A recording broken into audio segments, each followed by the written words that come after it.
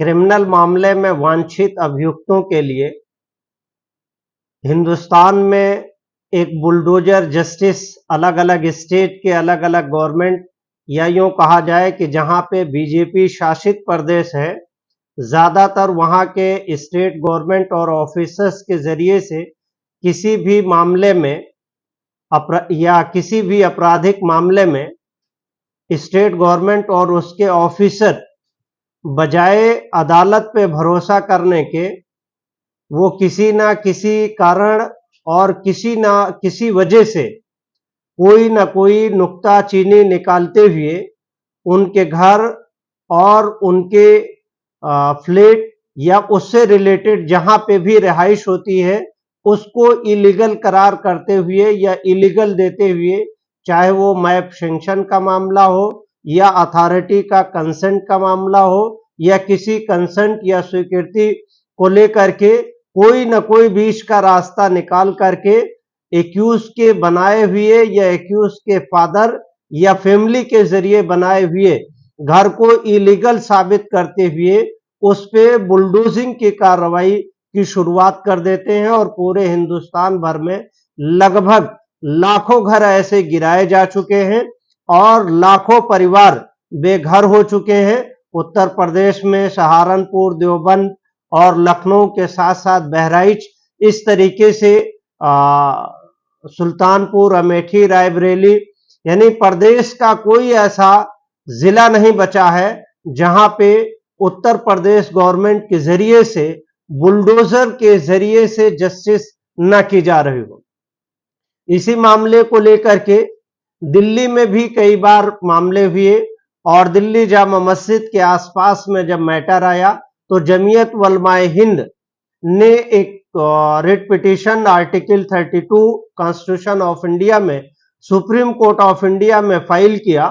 और ये प्रेयर की कि जहां कहीं पे भी एक खास कम्युनिटी के लोगों के जरिए से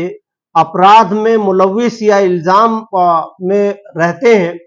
उनके परिवार या उनके लोगों के जरिए से बनाई गई घरों को बुलडोज किया जा रहा है या गिराया जा रहा है और उसी में तमाम पिटिशंस कनेक्ट होती गई।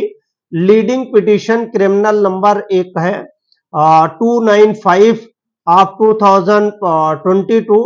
रिट पिटिशन सिविल है और इसी के साथ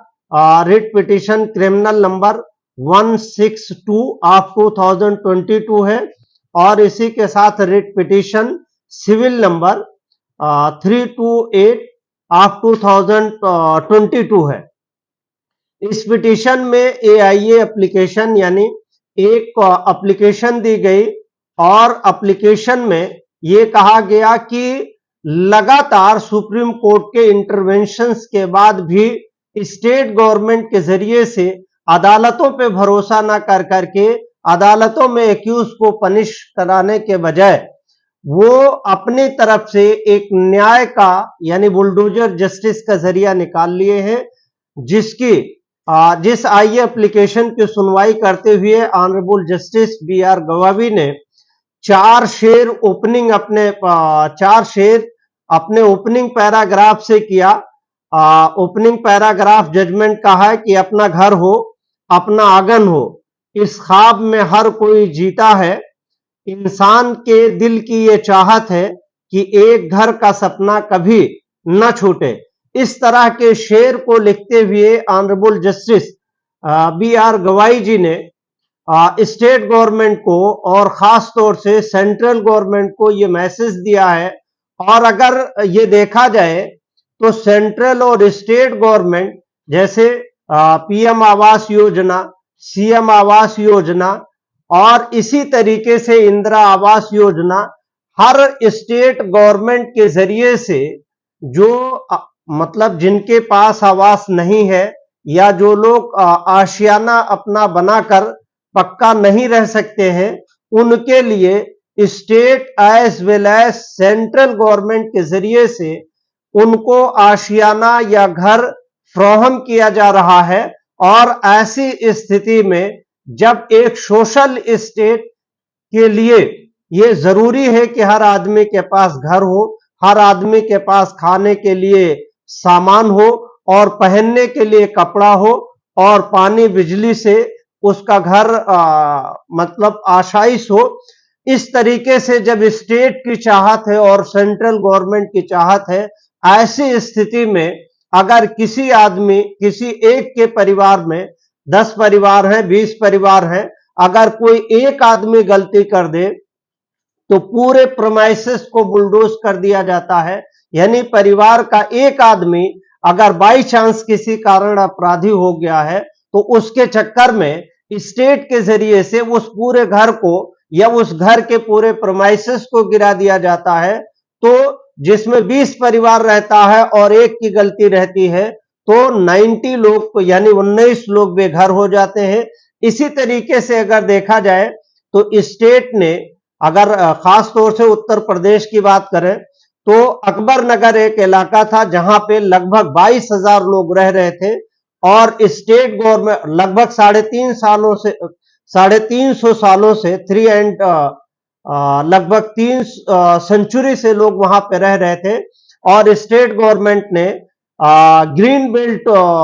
गोमती के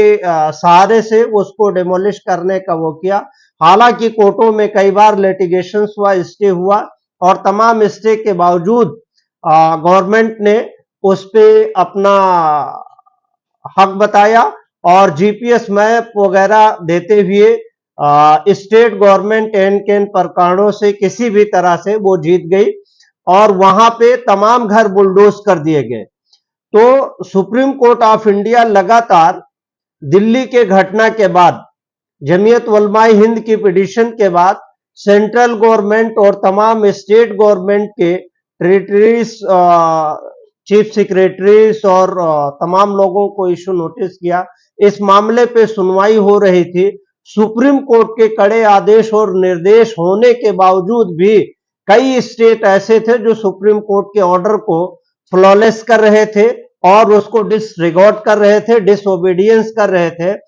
और अंततः chief justice of India D.Y.. Chandrachud अपने रिटायर होने से एक दिन कबल तमाम तरह के ऑर्डर करते हुए कहा कि जहां पे लॉ एंड ऑर्डर है, कोर्ट ऑफ जस्टिस है, वहां पे बुलडोजिंग की कार्रवाई और बुलडोजर जस्टिस का कोई मकाम और कोई जगह पे नहीं है। और इसी बात को एक पूर्व रिटायर हाईकोर्ट के जज हैं जस्टिस इम्तियाज मुर्तजा जी, उन्होंने जब एक बुलडोजिंग की कार्रवाई की जा रही थी तो उन्होंने सोशल मीडिया के प्लेटफॉर्म पे लिखा था कि if there is a law there is no doubt and there is no room to take arbitrary action and illegal action.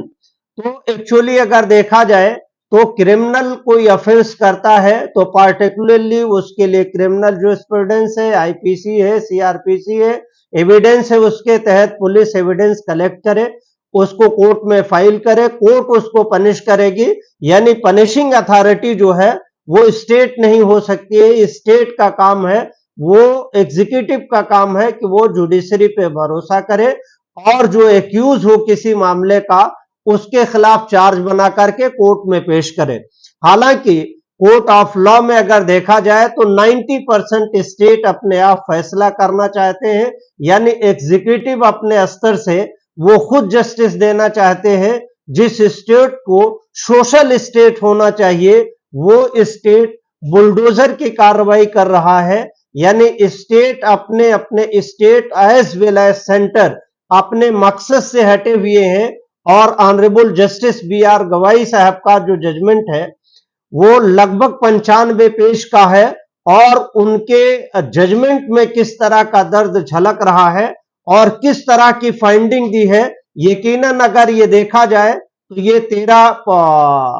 तारीख का जजमेंट एक लैंडमार्क जजमेंट है। और यहीं तक जजमेंट में नहीं कहा, जजमेंट में यह भी कहा है कि जो कई सालों से उसी घर में रह रहा है तो गवर्नमेंट को यह दिखाई नहीं पड़ा कि यह घर इलीगल था। जब कोई आदमी क्रिमिनल एक्ट या क्रिमिनल ऑफेंस कर दिया है तब स्टेट गवर्नमेंट जागी है। इसका मतलब यह है कि स्टेट गवर्नमेंट उस मामले में लॉन्ग लाइफ स्लीपिंग कर रही थी इसमें तो तमाम ऑफिसर्स को पनिश होना चाहिए जिन लोगों ने बनते समय ध्यान नहीं दिया। अगर वो देहात इलाका है तो वहां पे लेखपाल पनिश होना चाहिए, कानूनगो पनिश होना चाहिए, तहसीलदार एसडीएम पनिश होना चाहिए, और शहरी एरिया है तो एग्जीक्यूटिव ऑफिसर्स के साथ जो डेवलपमेंट अथॉरिटी है वहां पे पनिशमेंट होना चाहिए। हम बात करते हैं कि अगर अकबर नगर लखनऊ को देखा जाए तो जहां पे 350 साल से लोग बसे हुए थे और उसके बाद लगातार न्यू कंस्ट्रक्शन हो रहा था। आखिर लखनऊ डेवलपमेंट अथॉरिटी है, लखनऊ नगर निगम है, म्युनिसिपल कमिश्नर है, इन लोगों के रहते हुए भी किस तरीके से वहां पे इलीगल एक्टिविटी हो रही है। आखिर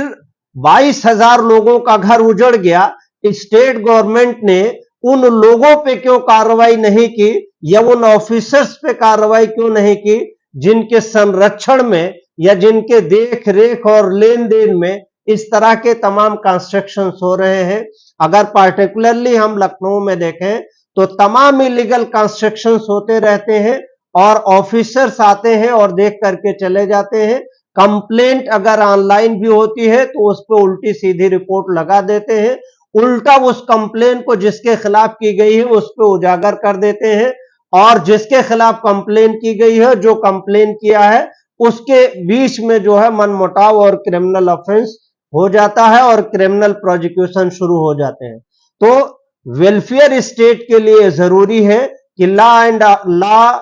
को कोर्ट ऑफ लॉ में ही किसी को पनिश किया जाए, यानी पुलिस को और स्टेट गवर्नमेंट के ऑफिसर्स और एम्प्लॉय को भी पनिश करने का कहीं पे भी अधिकार नहीं दिया है। अगर कोड ऑफ कंडक्ट है, कोड ऑफ लॉ है, तो किसी को भी